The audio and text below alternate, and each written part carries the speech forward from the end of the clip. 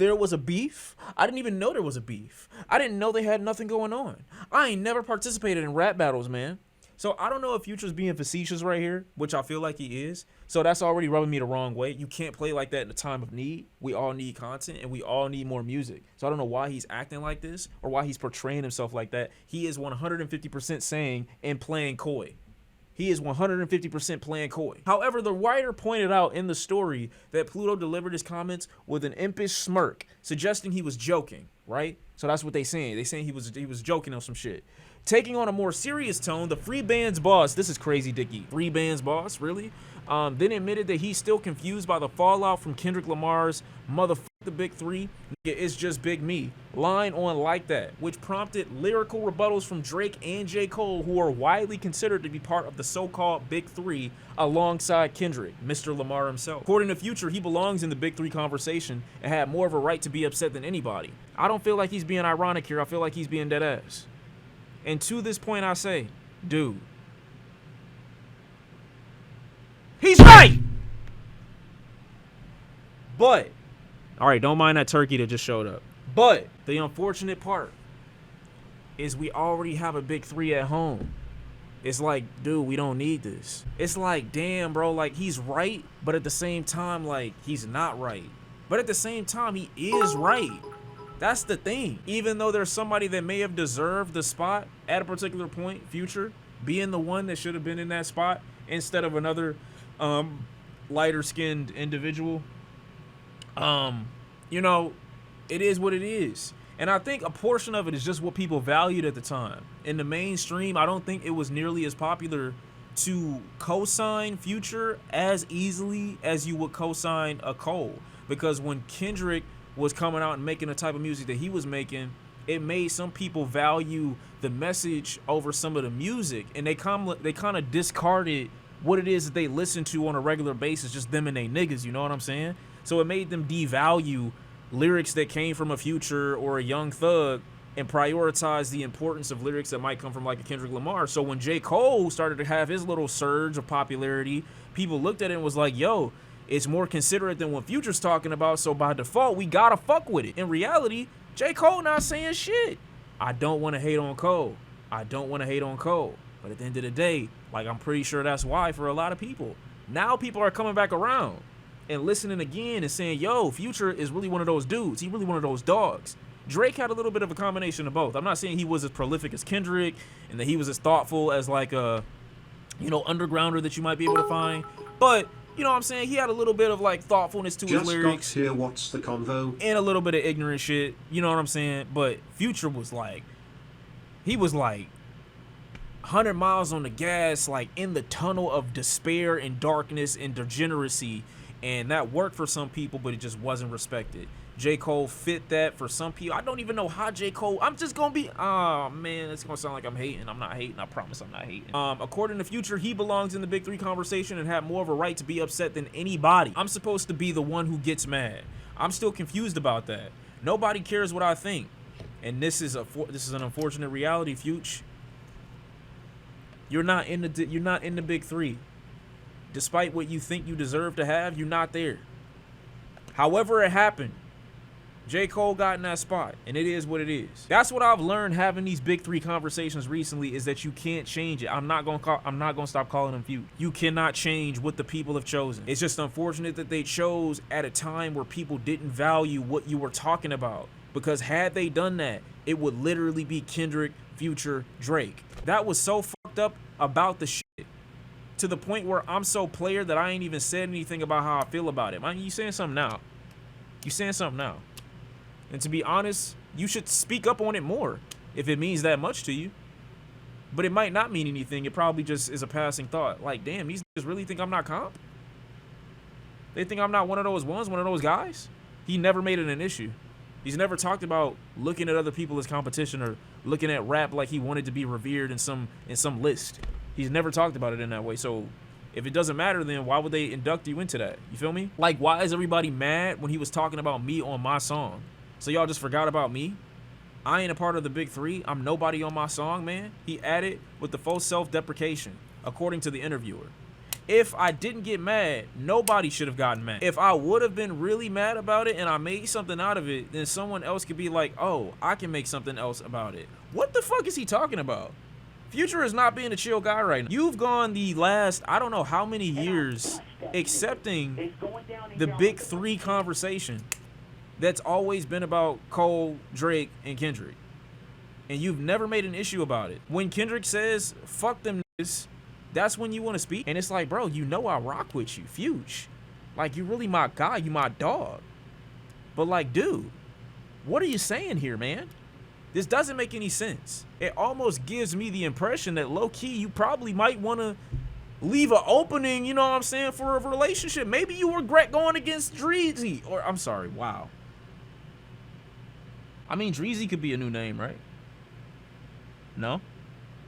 Stop the nicknames? Reset your mouth.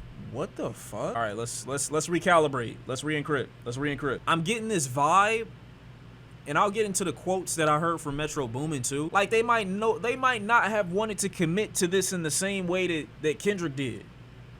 Commit to the divide. Commit to the cutoff.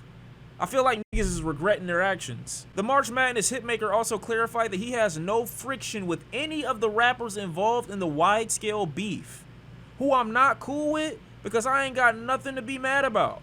Find something I should be mad about or mad at them about, then I guess I'll get mad. He added, got no reason to be mad at nobody. I just told you I'm chilling. Future, you are not him. You are not just chilling. Acting like they didn't listen to their whole album before it got released. Dude, you heard all those shots and subliminals. You were on 2 albums with a bunch of niggas that were dissing Drake. You know they had issues with Cuz. Drake happened to not be on the album. Why are you doing this? You mean to tell me that Future worked with A$AP Rocky, The Weeknd, Rick Ross, Kendrick Lamar, J fucking Cole, and chose to leave out Drake, but you ain't got a problem with Cuz? Out of 2 albums, you worked with all the heavy hitters in rap and left Drake out, but you want niggas to think, nah, I ain't got a problem with nobody. What the fuck is he talking about? What? You included the whole industry. Now I'm supposed to believe months removed from the situation that, nah, we just didn't even know he was still alive for real. He just ain't answering my phone calls and shit. What? What are we talking about, dude? Meanwhile, Metro Boomin confirmed that his falling out with Drake was over a personal issue and not a woman. Not a woman. Although he didn't divulge what the issue was. Keep in mind, Drake is one of the people that helped the rumor that Metro got slimed out for his main squeeze, I think. I'm pretty sure Drake said that at one point. So now Metro coming out to like try to, you know what I'm saying, rewrite it as if it was just a regular personal issue. I'm not saying that he's not right. I'm just saying they're treating this as if it's nothing now. When y'all made 2 full albums fully aware that niggas was dissing Drake, and all of a sudden, nah, we don't even own that for real. It was just on some chill shit. We was just cooling in the studio and shit like that. We didn't even know what they was talking about for real. We was vibing. Me and Drake had a personal issue, and for the record, not over a girl or anything silly like that. It was a personal issue that really hurt and disappointed me. But if you take all the rap entertainment out of it, it's like, have you ever been real cool with somebody and y'all fell out over something? It happens every day. It's regular shit. This just happens to have an audience. Dude,